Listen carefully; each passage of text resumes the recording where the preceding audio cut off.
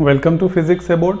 This is 5th lecture on gravitation और इस lecture में स्पेशली देखेंगे मास एंड वेट और उनके डिफरेंसेस को भी देखेंगे और साथ में देखेंगे कि वेट कैसे वेरी करता है from earth surface to the moon और एक्सेलरेशन ड्यू टू ग्रेविटी का वैल्यू अर्थ पर कितना है और मून पर कितना है। Let's start now. Let's see now about mass. Mass generally a small m letter से sometimes capital M लेटर से भी डिनोट करते हैं। मास है क्या? तो जो मैटर किसी ऑब्जेक्ट या बॉडी के अंदर कंटेन्ड है यानी उसके अंदर बसी हुई है उसे ही मास कहते हैं। Mass of any object is defined as the matter, the quantity of the matter contained within the body. Mass of any object, mass of any object is the quantity of matter. Matter तो भली भांति आप समझते हैं, contained with in it यानी आपके शरीर के भीतर। एक तरह से आप देखें तो अगर हम लोग अपने शरीर की बात करें तो देखिए हमारे अंदर जो समाहित मैटर है वही हमारा मास होता है। SI यूनिट इसकी क्या है? The SI unit of mass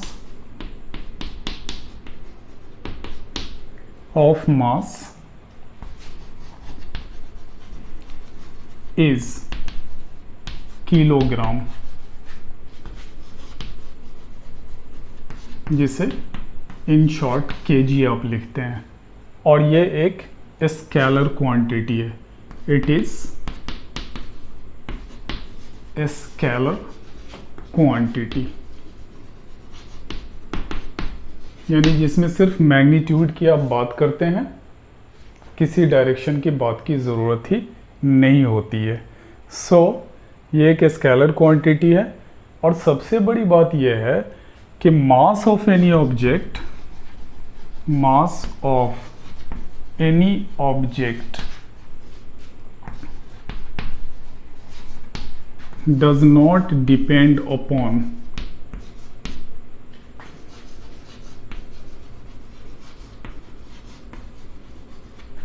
the place where it is kept.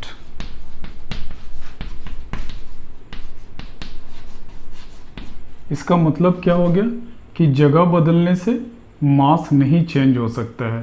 It remains constant always. It remains constant always. कहीं भी जाइए, चाहे वो अर्थ पर रहिए, मून पर चले जाइए, सैटर्न पे चले जाइए, मार्स पे चले जाइए, ओशन के नीचे चले जाइए, स्पेस में चले जाइए, मास चेंज नहीं कर सकता है। इट रिमेन्स कांस्टेंट एवरीवेयर, हर एक जगह ये कांस्टेंट रहती है। और इससे रिलेटेड एक और बात है कि मास can not be zero. Mass can not be zero. क्या आपने कभी सुना है कि किसी ऑब्जेक्ट का मास ज़ीरो है? इवन पार्टिकल्स के बारे में जब आप पढ़ते हैं, इलेक्ट्रॉन, प्रोटॉन और न्यूट्रॉन के बारे में, तो भले ही उसका मास कम है लेकिन ज़ीरो नहीं है। अब किसी ऑब्जेक्ट का मास जब आप लिखते हैं तो ऐसा लिखते हैं 2 kg हो, 2 ग्राम हो, ठीक है, 2 मिलीग्राम हो। यह इलेक्ट्रॉन का मास कितना होता है आपको मालूम है ना?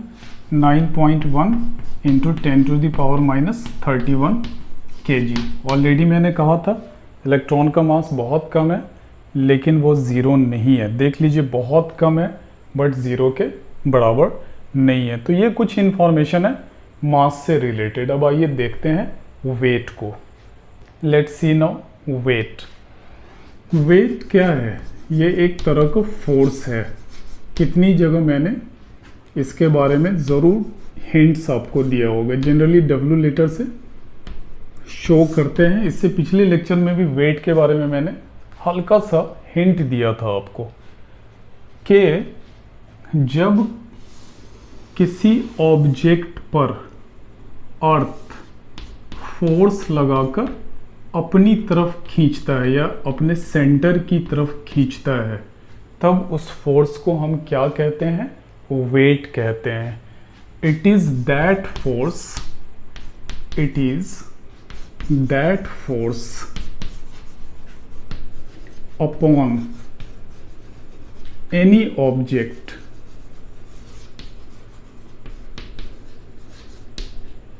with which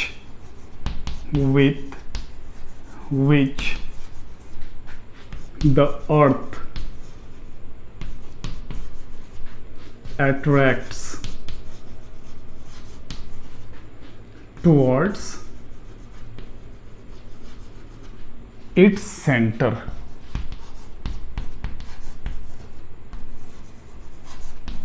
किधर खींच रहा है?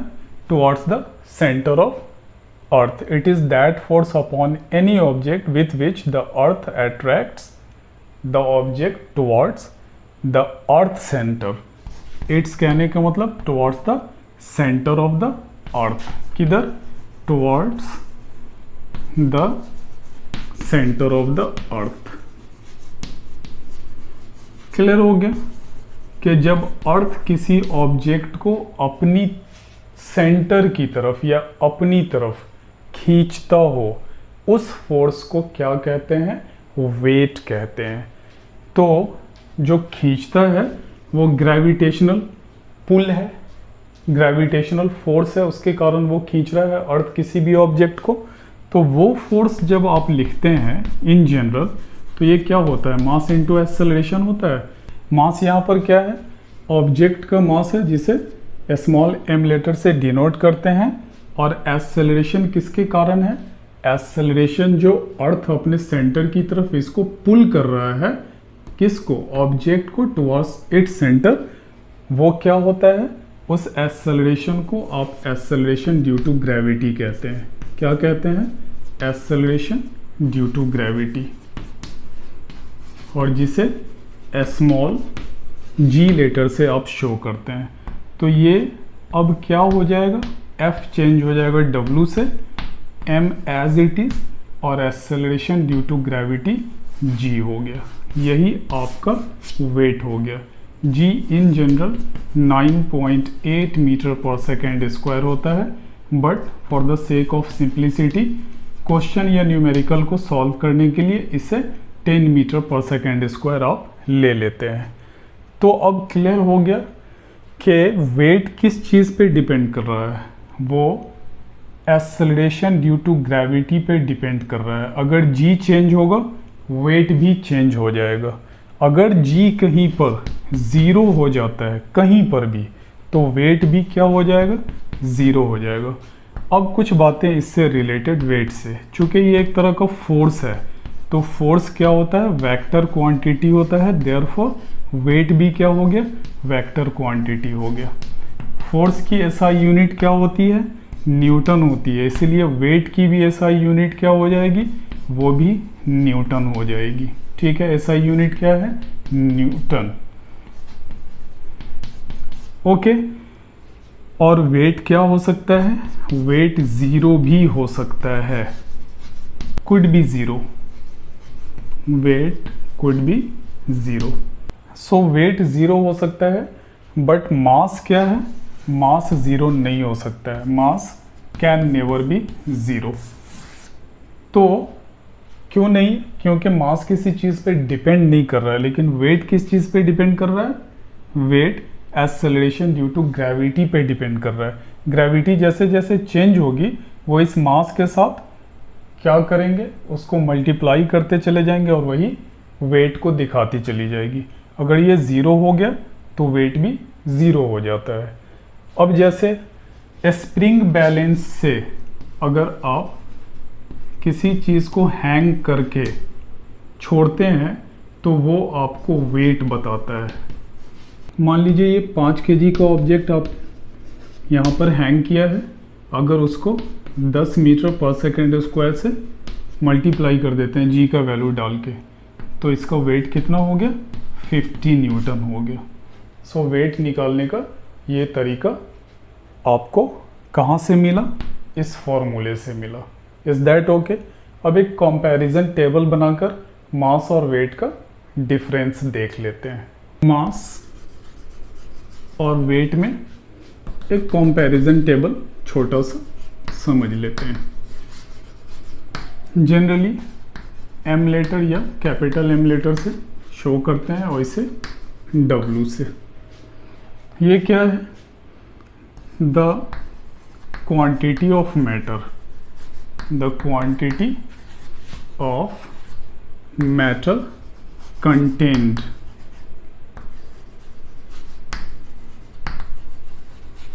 within the object। पहला पॉइंट। दूसरा पॉइंट क्या है? ये क्या हो जाएगा? ये हो जाएगा the force with which earth attracts the object towards its center। Is that okay? Second ये है इसका कि SI unit of mass is kg। इसकी SI यूनिट वो क्या है? वो है न्यूटन। मीन्स kg मीटर पर सेकेंड स्क्वायर। ये स्केलर क्वांटिटी है। This is scalar quantity. ये क्या है? ये है वेक्टर क्वांटिटी, क्योंकि फोर्स में डायरेक्शन पता होता है और फोर्स ही है वेट जो है वो एक टाइप का फोर्स है। क्यों हो रहा है? क्योंकि अर्थ ऑब्जेक्ट को अपनी तरफ एक ग्रेविटेशनल फोर्स से खींच रही है, तो वो भी फोर्स ही है। देयरफॉर वेक्टर क्वांटिटी है ये, क्योंकि इसमें डायरेक्शन पता होता है। अगर खींचेगी तो ये डायरेक्शन है, सीधी सी बात है, तो वेक्टर क्वांटिटी है। दूसरी बात यह है कि मास कभी भी ज़ीरो नहीं हो सकता है। मास कैन नेवर बी ज़ीरो। लेकिन ये क्या है? ये ज़ीरो हो सकता है।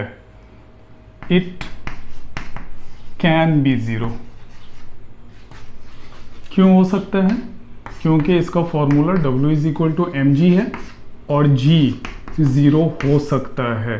देयरफॉर वेट उस केस में ज़ीरो हो जाएगा। मास किसी चीज़ पे डिपेंड नहीं करता है, means it remains constant. It remains constant. कहीं भी ले जाइए, किसी जगह पर डाल दीजिए, जगह के बदलने से मास चेंज नहीं करता है। It remains constant. But weight क्या है? Weight might vary. आपने देखा है कि अर्थ पे ही पोल पे जब जाते हैं तो एक्सेलरेशन ड्यू टू ग्रेविटी वहाँ पर ज़्यादा हो जाती है, इक्वेटर पर कम हो जाती है। उसी तरह हाइट बढ़ने से acceleration due to gravity decrease करने लगती है।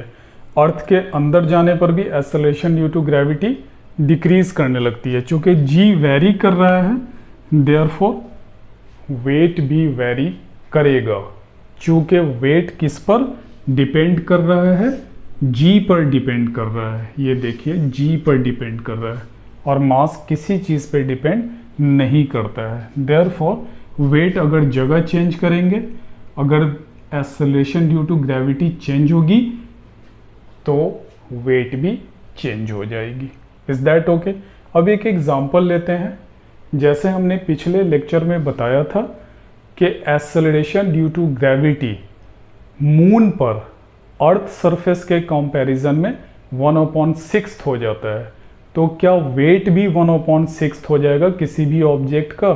उसको एक एग्जांपल के थ्रू समझने की कोशिश करते हैं। Weight of an object of mass m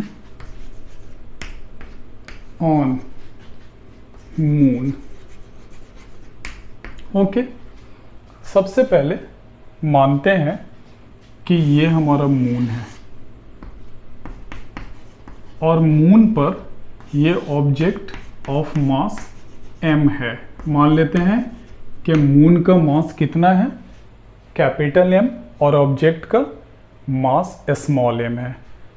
तो फोर्स तो दोनों के बीच में लगेगा ना, जो ग्रेविटेशनल फोर्स है, जो न्यूटन ने यूनिवर्सल लॉ ऑफ ग्रेविटेशन दिया, उसके हिसाब से जब आप फोर्स ही लिख रहे हैं ना, तो फोर्स क्या कर रहा है, हम मान लेते हैं कि मून इस वक्त ऑब्जेक्ट पे लगा रहा है, तो फोर्स आप ऐसे लिखते हैं ड्यू टू मून, ये m लेटर से हम लिख रहे हैं, तो ये g m इंटू m, और मान लेते हैं ये उसकी रेडियस r है, तो ये r²। अभी मैंने बताया कि फोर्स का ही दूसरा नाम वेट है। कब? जब कोई ऑब्जेक्ट अर्थ के ग्रेविटेशनल पुल के कारण उसकी तरफ खिंचाव जब उसका होने लगता है, तो उसी फोर्स को क्या कहते हैं, वेट कहते हैं। तो ये क्या है कि वेट सिर्फ लिमिटेड नहीं है अर्थ के ही केस में, मून भी एक मैसिव ऑब्जेक्ट है, तो वहाँ भी उसका एक ग्रेविटेशनल पुल होगा, कम या ज़्यादा होगा, वो अभी चेक करने हम लोग जा रहे हैं। तो इसी फोर्स को हम लोग वेट लिख सकते हैं for any object of mass m। Already हमने क्लियर कर दिया कि किसके लिए बात कर रहे हैं, ऑन मून। इसी फोर्स को वेट लिखेंगे, तो g m ये मास of the moon divided by this is r²। अब हमको इसी ऑब्जेक्ट को अर्थ पर मेज़र करना है, उसके वेट को अर्थ पर मेज़र करना है और फिर रिलेट करना है उसको मून से। तो एक इंफॉर्मेशन जनरल यहाँ पर मैं पहले दे देता हूँ। जो अर्थ का मास है, मास ऑफ द अर्थ, वो मून के मास का 100 टाइम्स लगभग होता है, और रेडियस ऑफ द अर्थ, ये रेडियस ऑफ द अर्थ वो मून के रेडियस का 4 गुना होता है। कुल मिला के अगर ऐसे ऐसे 4 मून को आप अर्थ पर रखना चाहें, तो 4 अलग अलग मून आसानी से पूरे अर्थ पर आ जाएंगे। Means radius of the moon से 4 गुना रेडियस किसका है, अर्थ का है। तो अब जब इस ऑब्जेक्ट का, जिसका मून पर आपने वेट निकाला है, अगर अब यहाँ पर निकालें on the surface of the earth, तो फॉर्मूला तो हमें यूनिवर्सल लॉ ऑफ ग्रेविटेशन से ही लेना है, लेकिन F की जगह पे क्या लिखना है, वेट लिखना है। तो weight of the object on the earth is how much, this is g तो यूनिवर्सल ग्रेविटेशनल कांस्टेंट है, ऑलरेडी लिखा गया। अब ये कितना है, मास ऑफ द ऑब्जेक्ट और मास ऑफ द अर्थ, और ये कितना है, रेडियस ऑफ द अर्थ का स्क्वायर, दिस इज। नाउ अब आपको क्या करना है, चूँकि मून के रेस्पेक्ट में कन्वर्ट करना है, अब ये वैल्यूज़ को यहाँ पुट कर दीजिए। Capital G as it is, mass of the object as it is, चूँकि इन दोनों में कोई चेंज नहीं आ रहा है। ये कितना हो गया, 100 into capital M divided by RE, कितना हो गया, 4R होल स्क्वायर। ये आपका आ गया weight of the object on the earth surface, और ये ऑलरेडी आपने निकाला हुआ था wait of the object on the moon surface. अब दोनों का रेशियो आप निकाल लीजिए। तो हम क्या करते हैं, weight of the object on moon surface को डिवाइड कर लेते हैं weight of the object on the earth surface से। वैल्यू पुट कीजिए, कितना है ये हमारा GMM divided by R square, GM capital M divided by R square, और ये कितना है, this is this M into 100M divided by, ये स्क्वायर को ओपन कर दीजिए, 16R स्क्वायर। अब जो कैंसिल आउट होने वाला है उसको कैंसिल आउट कर लीजिए, M से M cancel out, R square से ये कैंसिल आउट, ये 16 अब चला जाएगा न्यूमरेटर में और ये 100 डिनोमिनेटर में। सो ये कितना हो जाएगा, नियर अबाउट 1/6 हो जाएगा। सो अब आपका कितना आ गया, weight of the moon divided by weight of the earth is equal to 1/6। Therefore weight of any object on the moon is equal to 1/6 times the weight of any object on the earth surface. Acceleration due to gravity on the moon is equal to 1/6 times the acceleration due to gravity on the earth surface. यही चीज़ वहाँ पर भी निकाला हुआ था आपने पहले से। आप चाहते तो इसका भी यूज़ करके डायरेक्ट आप निकाल सकते थे। Weight on the moon is equal to mass into acceleration due to gravity on the earth divided by 6, तो रिजल्ट यही आ जाता है आपका। Is that okay? लेकिन मैं चाहता था कि एक कंप्लीट सेंस आपके अंदर आ जाए। इसका भी यूज़ करके आप कर सकते हैं और इसका भी यूज़ करके आप कर सकते हैं। मैं इसका यूज़ करके मैंने पिछले लेक्चर में एक एग्जांपल आपको बताया था कि अगर किसी आदमी का वेट या किसी पर्सन का वेट अर्थ पर कितना है, 600 न्यूटन है, तो मून पर देखिए, मून पर कितना हो जाएगा, 1/6 into weight on the surface of earth, तो 1 divided by 6 multiplied by 600 Newton, कितना आ गया ये, 100 न्यूटन के बराबर आ गया। Is that okay? मैंने कहा था कि जब आप अगर मून पर जाएंगे तो आपको वेटलेस फील होगा वहाँ पर, कि आपका वेट जो अर्थ पर जैसा था वैसा आपको फील नहीं होगा, मास में कोई चेंजिंग नहीं आने जा रही है। देखिए, अगर मून पर आपका वेट 100 न्यूटन है तो इसका कतई ये मतलब नहीं होता है कि मून पर आपका मास भी चेंज कर गया है, बिल्कुल भी नहीं। मून पर मास उतना ही होगा जितना अर्थ पर होगा। यहाँ से आप निकाल सकते हैं कि अर्थ पर आपका मास कितना है। यहाँ देखिए कितना दिया हुआ है, weight on the earth is 600 newton, और वेट के लिए formula m into g that is equal to 600 newton. Therefore m is equal to 600 divided by g, अगर g को 10 ले लेते हैं तो ये कितना आ गया, 60 kg आ गया। तो 60 kg ही आपका मास मून पर भी होगा। ये 100 न्यूटन है, आइए मून पर भी देख लेते हैं। यहाँ पर आपने on the surface of earth निकाल लिया मास ऑन द मून, तो ये क्या हो जाएगा, G/6 हो जाएगा, that is equal to 100 newton. Already आपने निकाला हुआ है, तो G को तो आपको चेंज करना पड़ेगा ना मून पर, 1/6 times the acceleration due to gravity on earth. Therefore M is equal to 100 newton multiplied by 6, ये मल्टीप्लाई हो गया 6 से, डिवाइडेड बाई G कितना है, 10 के बराबर, कैंसिल आउट।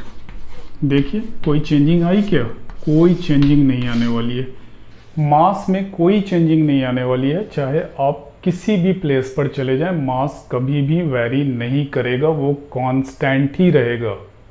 किसी प्लैनेट पे चले जाएं, अर्थ के किसी कोने पर चले जाएं, लेकिन वेट वेरी कर रहा है। क्यों? क्योंकि वेट डिपेंड करता है एक्सेलरेशन ड्यू टू ग्रेविटी पे। इन दोनों रिजल्ट से ये चीज़ क्लियर हो चुकी है कि ऑब्जेक्ट चाहे अर्थ के सरफेस पे हो या मून के सरफेस पे हो, उसका मास चेंज नहीं करता है। और यही चीज़ अर्थ पर भी वैलिड होती है कि अगर अर्थ पर भी ऑब्जेक्ट का प्लेस चाहे वो इक्वेटर से हो या पोल पर हो, साउथ पोल या नॉर्थ पोल कहीं भी हो, अगर वहाँ पर ऑब्जेक्ट ले जाते हैं यानी सेंटर से वेरी कराते हैं कहीं भी, तो डिस्टेंस के वेरी करने से मास वेरी नहीं करता है, वेट कर सकता है। आपने ऑलरेडी देखा कि अर्थ के केस में वेट कितना है, 600 न्यूटन है, और उसी ऑब्जेक्ट का वेट जब मून पर आप कैलकुलेट करते हैं तो कितना हो जाता है, 100 न्यूटन हो जाता है, बट मास चेंज नहीं कर रहा है। इससे ये चीज़ प्रूव हो चुकी है कि प्लेसेस के बदल जाने से, जगह के बदल जाने से मास पर कोई फर्क नहीं पड़ता है, मास ऑलवेज कांस्टेंट रहता है। अब ये जो रिजल्ट आपने निकाला 60 kg, यहाँ भी 60 kg, एक चीज़ अब मैं बताना चाहता हूँ, इस रिजल्ट के थ्रू जो आपने अभी कैलकुलेट किया है, weight on the moon is 100 Newton, then what is the value of acceleration due to gravity on the moon? Now एक ये रिजल्ट है आपके पास और दूसरा ये रिजल्ट है, weight on the moon is 100 Newton of any object and mass of that object is 60 kg। मास तो ऐसे भी चेंज नहीं कर रहा है, तो मैं अब एक्सेलरेशन ड्यू टू ग्रेविटी आपको बताना चाहता हूं कि उसका न्यूमेरिकल वैल्यू कितना आता है। न्यूमेरिकल वैल्यू के लिए सिंपली आप जानते हैं कि वेट निकालने के लिए m इंटू जी मान लेते हैं। ये मून का एक्सेलरेशन ड्यू टू ग्रेविटी, ये मून पर वेट और ये मास ऑन द मून, ये तो कांस्टेंट है। देयरफॉर g ऑन मून जब निकालना हो, acceleration due to gravity on the moon, तो weight of the object on the moon divided by the mass. Weight कितना आपने निकाला हुआ है, 100 न्यूटन। 100 न्यूटन पुट कर दीजिए, डिवाइडेड बाय मास कितना है, 60 kg, that is so 60 kg। Now ये ज़ीरो से ये ज़ीरो कैंसिल और ये डिवाइड करके देख लीजिए, ये आ जाएगा 1.63 मीटर पर सेकेंड स्क्वायर। ये value acceleration due to gravity on the moon surface पिछले किसी लेक्चर में मैंने आपको न्यूमेरिकली कैलकुलेट करके बताया हुआ है, प्लीज़ जाकर उसे देख लीजिएगा। यही वैल्यू आया था वहाँ पर न्यूमेरिकल वैल्यू डालने के बाद। अभी क्या है, एक पर्टिकुलर एग्जाम्पल के थ्रू जिसमें already weight on the earth surface 600 newton आपने लिया हुआ है, उस हिसाब से ये कितना आ रहा है, 1.63 मीटर पर second square. So numerical value हो या किसी पर्टिकुलर एग्जाम्पल के थ्रू कैलकुलेट करना हो, acceleration due to gravity on moon surface और on the moon is 1.63 metre पर सेकेंड स्क्वायर, जबकि अर्थ पे कितना है, अर्थ पर ये वैल्यू 9.8 मीटर पर सेकेंड स्क्वायर के अप्रॉक्स है।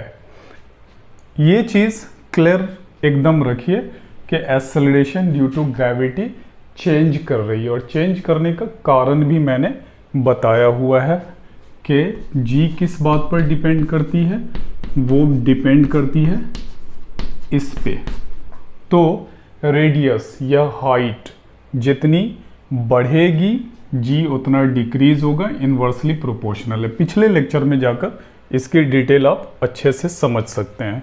तो एक चीज़ तो ये क्लियर हो गई, न्यूमेरिकल वैल्यू के हिसाब से भी अगर Gm अपॉन GE आप लिख लीजिए, Gm अपॉन GE, तो ये कितना हो जाएगा, 1.63 डिवाइडेड बाई 9.8, डिवाइड करके लिखिएगा ऑलमोस्ट 1/6 आ जाएगा। ऑलरेडी यहाँ पर मैंने वो चीज़ दिखाई हुई है, ये कह के दिखाई है कि न्यूमेरिकल वैल्यू हमने पहले कैलकुलेट किया हुआ है और ये तो हमने कैलकुलेट करके निकाला था।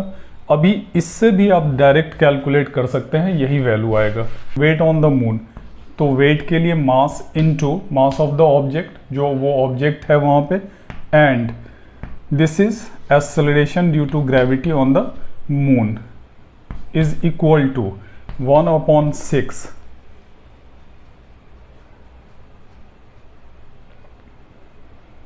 Into weight on the earth. Mass तो चेंज होने वाला नहीं है, therefore mass into acceleration due to gravity on earth. Mass से mass cancel, gm is equal to 1/6 GE। यही वैल्यू लगातार आ रहा है, इसका मतलब है कि ये बिल्कुल सही है। सो आप जैसे जिस तरीके से अपने आप को तसल्ली दिला सकें वैसे आप दिला सकते हैं। अब एक दो छोटा छोटा इस पर न्यूमेरिकल देख लेते हैं सो दैट आपका कॉन्फिडेंस और इंक्रीज कर जाए। ये क्वेश्चन कह रहा है कि एक ऑब्जेक्ट जिसका वेट 9.8 न्यूटन है उस पर एक फोर्स लग रहा है 20 न्यूटन का। तो आपको बताना है कि इस ऑब्जेक्ट का मास कितना है और जो फोर्स लग रहा है उसके कारण एक्सेलरेशन कितना प्रोड्यूस हुआ इस दिए हुए ऑब्जेक्ट में। तो क्लियर है कि कोई ऑब्जेक्ट है जिस पर 20 न्यूटन का फोर्स अप्लाई हो रहा है और उसका वेट कितना है, उसका वेट है 9.8 न्यूटन। तो क्या क्या कैलकुलेट करना है, मास of the given object and ये जो फोर्स लग रहा है उसके कारण इस ऑब्जेक्ट में कितना एक्सेलरेशन आ चुका है। तो सबसे पहले यहाँ से शुरुआत करेंगे। Weight is equal to m into g होता है। अब चूंकि यहाँ पर 9.8 न्यूटन दिया हुआ है तो टैक्टिकली आपको एक्सेलरेशन 9.8 मीटर पर सेकेंड स्क्वायर लेना चाहिए। देयरफॉर वेट ऑलरेडी गिवन है, that is 9.8 newton, m into g का वैल्यू 9.8 मीटर पर second square. So m is equal to 9.8 newton divided by 9.8 metre पर सेकेंड स्क्वायर। ये कैंसिल आउट और ये केजी मीटर पर सेकेंड स्क्वायर होता है, देयरफॉर 1 kg। मास आ गया 1 kg। अब आपको निकालना है एक्सेलरेशन। सबसे पहले मास निकल गया, अब फोर्स अप्लाई कर रहे हैं, फोर्स अप्लाई होगा तो एक्सेलरेशन आ जाएगी ऑब्जेक्ट में। तो from Newton second law of motion, from Newton's second law of motion कितना हो जाएगा ये, F is equal to m into a. यहाँ पर कंफ्यूज मत कर जाइएगा कि एक्सेलरेशन तो आपने ऑलरेडी 9.8 मीटर पर सेकेंड स्क्वायर लिया हुआ है, ये एक्सेलरेशन ड्यू टू ग्रेविटी है जो वैल्यू आपने यहाँ पर डाला हुआ था। Is that clear? अब ये एक्सेलरेशन और इस एक्सेलरेशन में फ़र्क है। यहाँ ऑब्जेक्ट पर ये फोर्स लग रहा है तो ये मोशन में आ जाएगा, यहाँ पर ये एक्सेलरेशन वो दिखा रहा है। देयरफॉर ये मास 1 kg इंटू एक्सेलरेशन आपको कैलकुलेट करना है और फोर्स कितना है 20 newton. So A is equal to 20 newton divided by 1 kg। Newton का आप जानते हैं kg मीटर पर सेकेंड स्क्वायर होता है, kg से kg कैंसिल और ये कितना हो गया 20 मीटर पर सेकेंड स्क्वायर। सो एक्सेलरेशन कितना आ गया 20 मीटर पर सेकेंड स्क्वायर आ गया। मतलब अगर 1 kg मास के ऑब्जेक्ट पर 20 न्यूटन का फोर्स अप्लाई कर रहे हैं तो उसमें एक्सेलरेशन कितना आ जा रहा है 20 मीटर पर सेकेंड स्क्वायर। और दो अलग अलग एक्सेलरेशन की चर्चा हो गई यहाँ पर। एक वेट के कारण एक्सेलरेशन ड्यू टू ग्रेविटी, जिसको इनिशियली मैंने ए लिख दिया था, दैट इज़ 9.8 मीटर पर सेकेंड स्क्वायर, और दूसरा एक्सेलरेशन ये आपको निकालना है जिसके कारण ऑब्जेक्ट मोशन में आ जा रहा है, जिसका वेट 9.8 न्यूटन गिवन है। Is that okay? एक छोटा सा और क्वेश्चन लेते हैं, उससे और क्लैरिटी आपके माइंड में आ जाएगी। इस क्वेश्चन में कह रहा है कि एक ऑब्जेक्ट है जो अर्थ सरफेस पे रेस्ट कर रहा है, मान लेते हैं ये ऑब्जेक्ट है, और इस ऑब्जेक्ट पर मान लेते हैं इसका मास m है, अर्थ एक ग्रेविटेशनल फोर्स लगा रहा है, और वह ग्रेविटेशनल फोर्स जो ऑब्जेक्ट पर अर्थ के द्वारा लगाया जा रहा है वो 30 न्यूटन के बराबर है।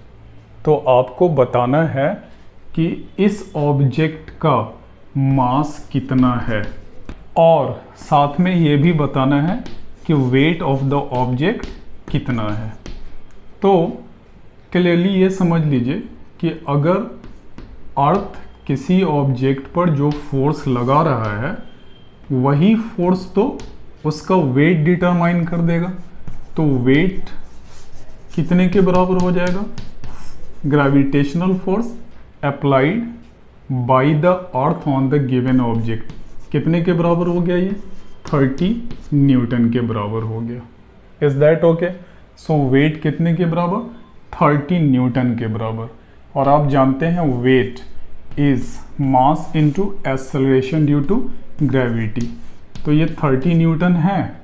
इसको चूँकि फ्रैक्शन में मैं नहीं लाना चाहता हूँ, देयरफॉर इसे कितना मान लेते हैं? 10 मीटर पर सेकेंड स्क्वायर मान लेते हैं। देयरफॉर जी 10 मीटर पर सेकेंड स्क्वायर अगर आपने ले लिया तो m कितना हो जाएगा? 30 newton divided by g. Value put कर दीजिए, 30 न्यूटन डिवाइडेड बाई 10 मीटर पर सेकेंड स्क्वायर। कैंसिल, कितने के बराबर हो गया? 3 kg। So mass 3 kg and weight, जो फोर्स ग्रेविटेशनल फोर्स अप्लाई किया अर्थ ने ऑब्जेक्ट पर, वही उसका वेट हो जाएगा। सो 30 न्यूटन एंड 3 kg। तो ये रहा इसका रिजल्ट। एक छोटा सा और क्वेश्चन देख लेते हैं। ये क्वेश्चन है कि अगर कोई आदमी, कोई एस्ट्रोनॉट कहाँ जाता है? मून पे जाता है, और वहाँ उसका जो मास है वो 72 kg पाया जाता है। कहाँ चला जाता है? मून पे, और वहाँ उसका मास 72 kg पाया जाता है। तो आपको बताना है कि वेट ऑन द मून कितना है। वेट ऑन द मून निकालना है, पहला क्वेश्चन। दूसरा, वेट ऑन द अर्थ निकालना है, वेट ऑन द अर्थ। और तीसरा, मास on the surface of the अर्थ। ये तीन चीज़ें आपको कैलकुलेट करनी है। तो अर्थ के सरफेस पे मास निकालना है दिए हुए एस्ट्रोनॉट का, वेट ऑन द मून निकालना है, and weight on the earth निकालना है। गिवन क्या है? मास ऑफ द एस्ट्रोनॉट दिया हुआ है 72 kg। तो weight on the moon, weight on the moon that is equal to m into g, g on moon. So weight on moon mass 72 kg and acceleration due to gravity on the moon अभी आपने calculate किया है 1.63। इस दोनों को multiply कर लीजिए और ये आ जाएगा 117.36 newton. Weight on the moon आपने कैलकुलेट कर लिया। किस बात को ध्यान में रखते हुए? ध्यान में आपने ये रखा कि acceleration due to gravity on the moon is 1.63 metre पर second square. Now second question, weight on the earth. Earth पर वेट, तो weight on the earth that is equal to m into g on the earth. तो mass 72 kg है। अब आप समझ जाइए कि मास सरफेस के चेंज होने से या प्लेस के चेंज होने से कभी नहीं चेंज होता है। देयरफॉर आप यूज़ कर सकते हैं 72 kg जो कि ये कांस्टेंट है, और GE 9.8 मीटर पर सेकेंड स्क्वायर ही लेते हैं। तो अब इसको मल्टीप्लाई करके लिख लीजिए। मल्टीप्लाई करने के बाद ये आ जाएगा 705.6 न्यूटन। और तीसरा क्वेश्चन तो क्लियर है कि मास चेंज नहीं करता है, देयरफॉर ये 72 kg रह ही जाएगा, वहाँ कोई चेंजिंग नहीं आने वाली है। सो कुछ वैल्यूज़ को ध्यान रखना है, बाकी चीज़ें आसान हो जाती हैं। It's okay. मिलते हैं नेक्स्ट लेक्चर में with few more new topics. Till then, have a nice time. Best of luck. Thanks a lot.